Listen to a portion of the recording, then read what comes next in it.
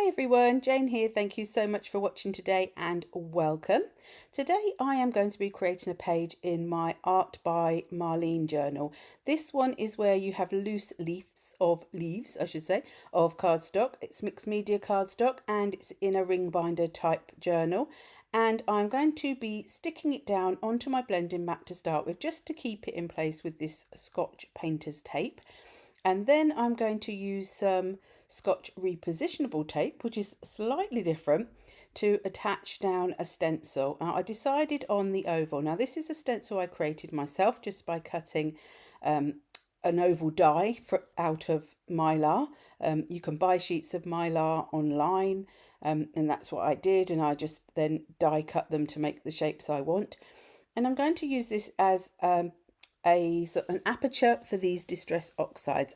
Now I apologize in advance because the stencils and the stamps that I'm mostly going to be using today are not available to buy. They are ones that I designed with Cleverprints, some of which never got released. The company no longer appears to be trading, but I always like these videos to be sort of tips and ideas for you to use with what you already have. I always say the best things that you can use are the things you already have in your stash. Now, I very rarely seem to get my Distress Oxide ink pads out, so I've sort of made an effort to use them today. And this is one of my favourite colour combinations using the Distress inks, in particular the Distress Oxides. I do like the effect of the Distress Oxides, but I find they're so reactive to water that I'm not always that keen to use them in the way that I like to create. So I'm using Peacock Feathers, Picked Raspberry and Wilted Violet, colours that I really love and blend nicely together, because if the pink and the blue go together, they just make a different sort of purple. So then I've removed the stencils. I stenciled through the diamond floral stencil on top of the oval just to keep it inside of that, and then I'm just giving a little bit of a frame because I know that when that tape gets removed I want some colour there. Now I'm going to use some matching in tone, not exact colours but matching-ish colours from my Archival ink pads, and I've got the Picked Raspberry, Dusty so I keep wanting to say dusky and it's Dusty Concord, and I think it's Evergreen Bough. I love Evergreen Bough. It's a really underutilized colour in my stash quite often, and I've just recently really discovered it and found what a lovely colour it is.